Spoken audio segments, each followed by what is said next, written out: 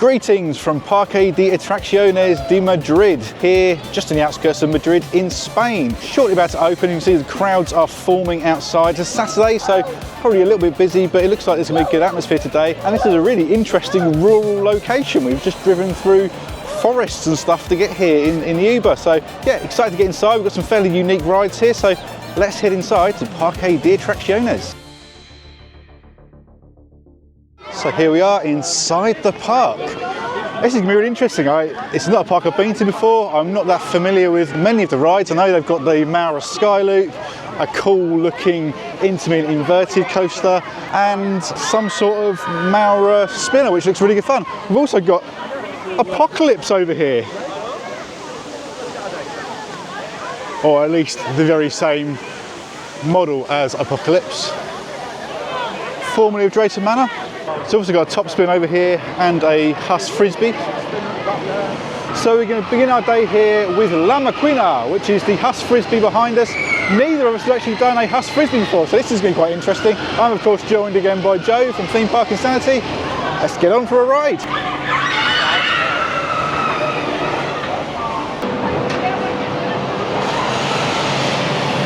It looks like a UFO.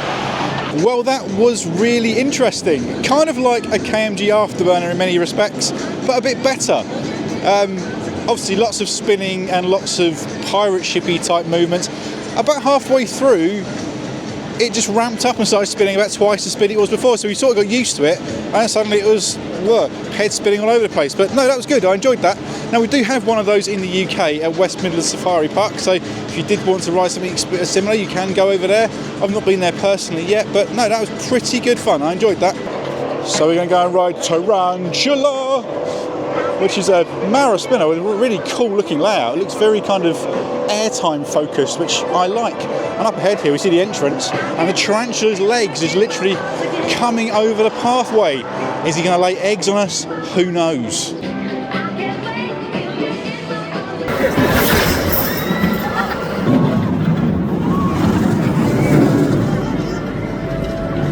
Tarántula was a very solid Maura spinning coaster there. Up there, one of the best ones I've ridden. I think Wingers still takes it for me, but that was a really good layout. It was kind of quite sprawling, had some quite nice airtime hills, spun quite a bit as well, and it felt really quick for a Maura spinner. It picked up a real head of steam in some places. So yeah, that was a good first coaster to knock off here today. There you go, wander and find something else. There is, quite interestingly, an Intamin suspended thrill coaster. So I think we're going to walk in that direction soon. Theme park dominoes, anyone? Well, apparently we're in France and not Madrid, because we're at the Eiffel Tower, albeit a slightly smaller version. So up next is Tornado, a very rare Intamin suspended thrill coaster. So I've been on an Intamin suspended family coaster, Drager Kongen, over at Jers Summerland. This is going to be a new one for me. From what I hear, it's not the most comfortable. Intamin never quite mastered the suspended concept, and you know I'm a massive Intamin fan, but I believe this is kind of Colossus era Intamin, so might be a bit on the janky side, but got to ride it because man does love an Intamin. It's almost as if Intamin asked Parque de Atracciones, how many supports do you want for your loop? And they just said, yes.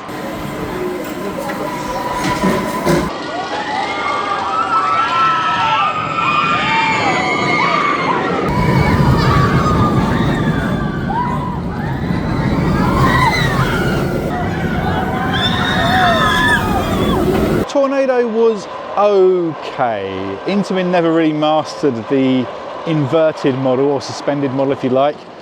In some ways it rode kind of similar to an SLC. There was an inline twist halfway through that had a bit of jank to it.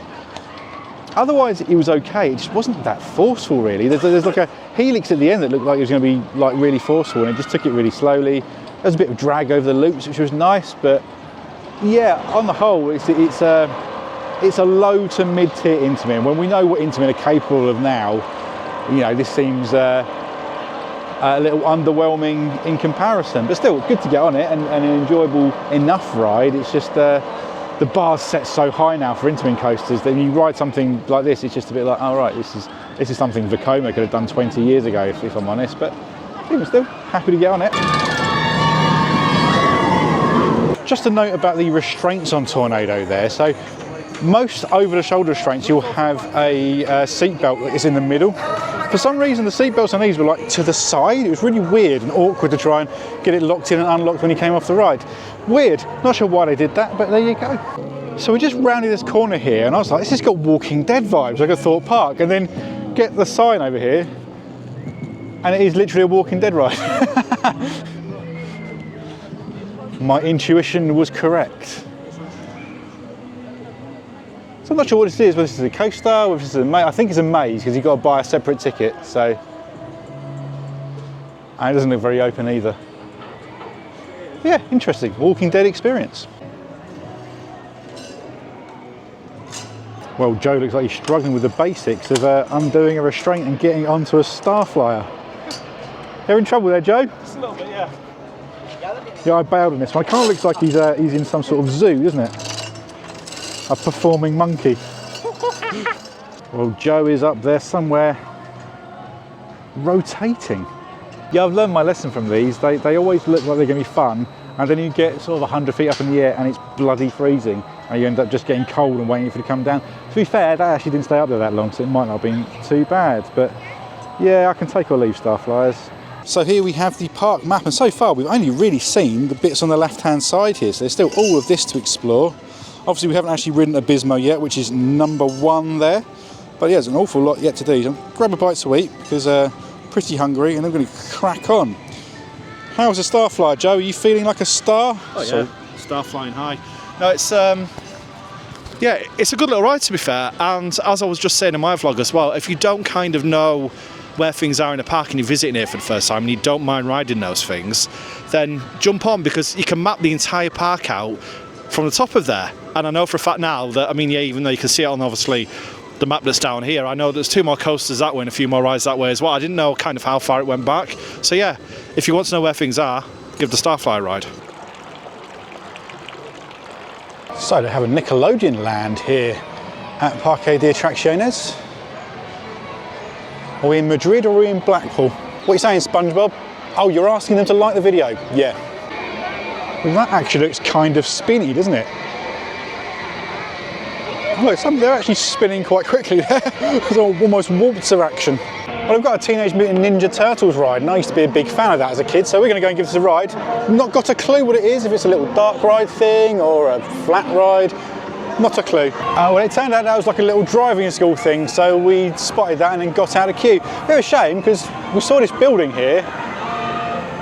I thought it might be some sort of dark ride or something, but no, sadly not. And the lesson here is always read the cue board. Yeah, I don't think we were suitable for that. So we have the TNT Mine Train up next. This actually looks really good off-ride, so quite intrigued to see how this rides. No idea what manufacturer it is, so I'm going to go and do some research. Well, nothing here so far has been that well themed, but we've got a real castle entrance here. That's all very nice, isn't it? Unfortunately, no prams.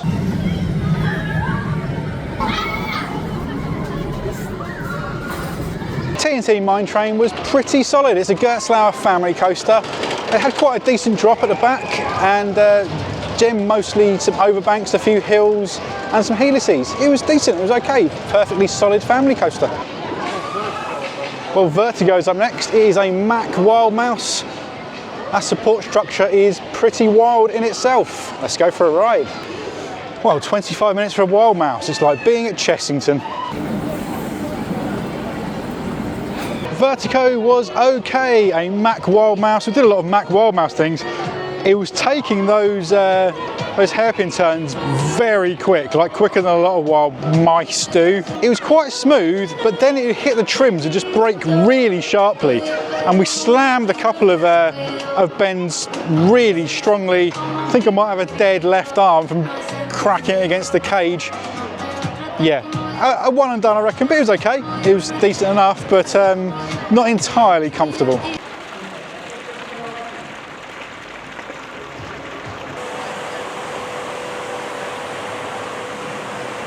So it looks like the top spin's shut. I can't say I'm that disappointed, if I'm honest. I've always found them a little bit mid, especially the original ones. And after riding Lex Luthor, which was bland as anything at Parque Warner the other day, yeah, I can't say I'm too disappointed that I won't be on this one today. Well, the age of apocalypse is upon us. We're going to go and ride this drop tower.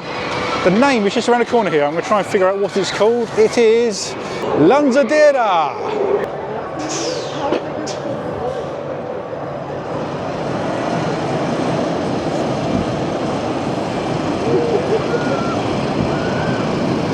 Oh, whole of Madrid in the distance.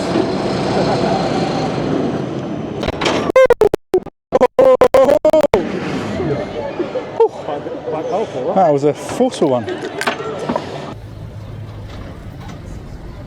That was a pretty powerful drop tower at the top, facing that way. Some wonderful views of Madrid and the park below. So yeah, really powerful drop. Enjoyed that loads. I mean, the interim drop towers are the best, aren't they? Let's face it.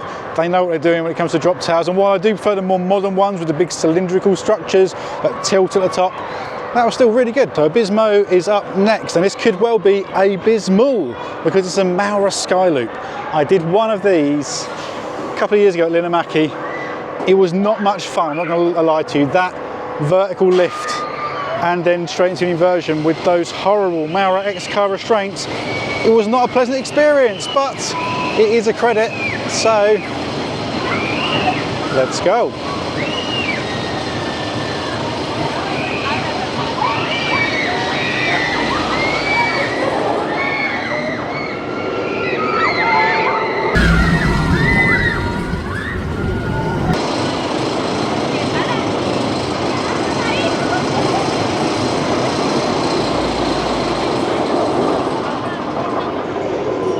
Abismo was bordering on abysmal.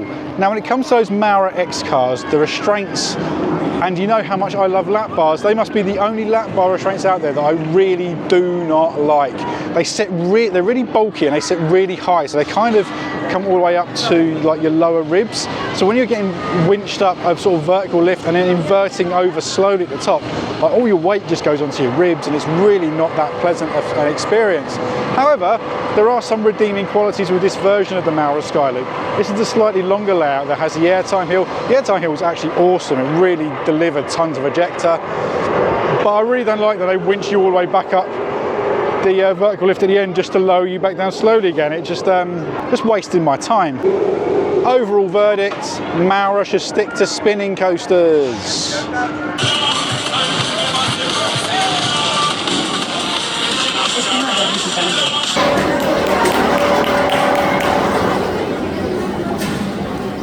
So a second ride on Tarántula there. That was even better than earlier. It's warmed up a bit. Of course, with spinning coasters, you always can get different rides every time, but that felt particularly fierce. Kind of got boosted all over the place there. A few near misses that I didn't spot earlier as well. So yeah, that's a really good Maura spinner coaster. One of the better ones out there. I think the best roller coaster here in the park as well. Definitely worth checking it out. Coasterwave now has an online store, coasterwave.com. The range includes a number of quirky, geeky and sometimes silly theme park related offerings, all designed in-house with all money generated going back into the channel. So if you'd like to support Coasterwave or just recognise that lap bars are better and really enjoy hang time, then head on over to coasterwave.com. So we're going to do Rotor next. This is quite fun. Give you a look at it. Yeah, we're all really tripped over then. Professional vlogging as always. So it's like a typical spinny kind of ride, but it goes all the way up there. Should be quite entertaining.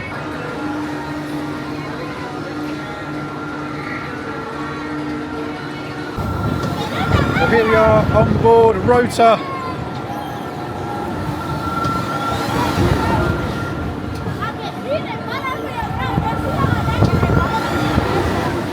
Hi. This is it's fairly comfortable. It's got those sort of enterprise style cars, so there's no like restraints or anything.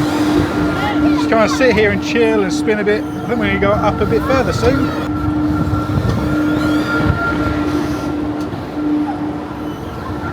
Oh, here we go up to the top.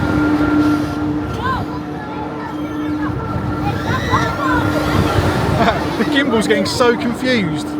He's trying to lock onto things and just gets lost. So over here, look at all the views of Madrid. You can see all the roller coasters and stuff. It is a lovely location for this park. And again, the gimbal just wants to lock on things and hold it there. Rotor was okay, nothing too spectacular there. I don't think I've ridden one of those before, certainly not with those kind of cars. Typical kind of enterprise style cars where you're just kind of locked in a cage with no restraints or anything, but it was alright, it didn't get too intense or anything. Some nice views up there, as you hopefully saw. My camera just wanted to lock on things and track them, which was unfortunate, but there you go, modern technology. And now for another extremely rare ride type. I bet you've never seen one of these before. I believe this is called a Zamperla Disco. So we're about to go and do the Walking Dead experience. This appears to be a walk-through maze. We're going to get chased by zombies. Could be quite entertaining.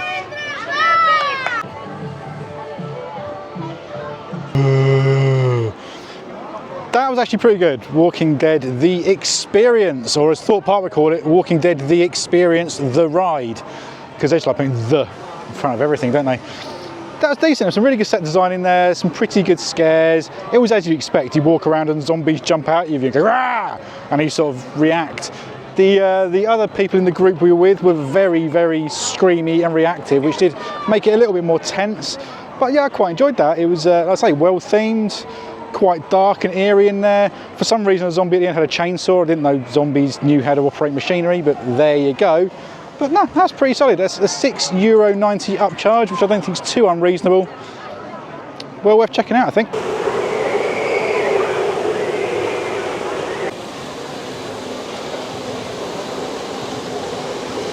Just joined the queue for the Zeppelin, which is a sort of monorail ride that takes you around the park. We thought, it might be a good way to get some views of everything. It is on a 20-minute queue though. The queue lines are starting to build up as the day's gone on. It seems like the park kind of gets busier as it heads into the evening. So we're going to head round and take you with us.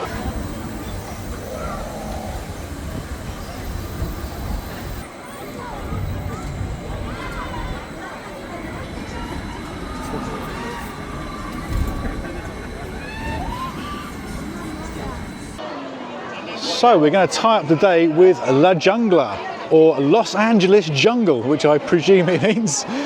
This is a boat ride. I think it's just a fairly serene journey through the Congo. Looks like it's quite entertaining from up on the monorail there. So let's go take a look. I'm Colin Swax, and you should subscribe to this channel. Oh, here we are on ride La Jungla. Leopard up there. Watch out for the crocs.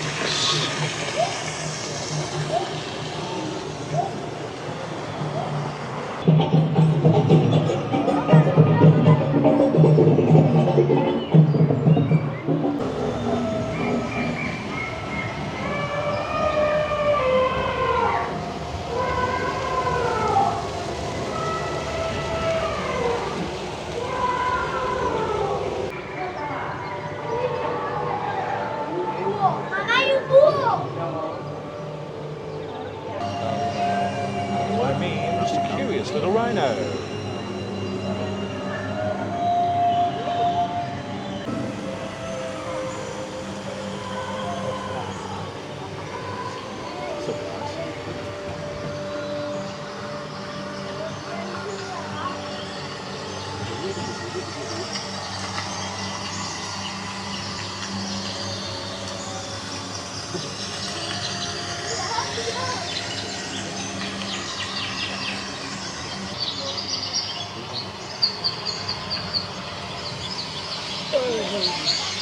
Fancy a snake bite. Well, we have a rather ominous looking cave up ahead. Well, we're going to go around a corner. Yeah, that's a decoy cave. Oh no, it's actually the end of the ride. Okay. I thought we were going into some sort of dramatic finale there, but no, that's it. That's quite good though. The Jungler was okay. It was quite a nice, gentle boat ride through the sort of jungle with some animals and some natives and stuff. I think it could have been improved if maybe they had animatronics instead of just statues, and it did lack a bit of a finale there. It almost teased us with a cave and then there was no cave at all. So.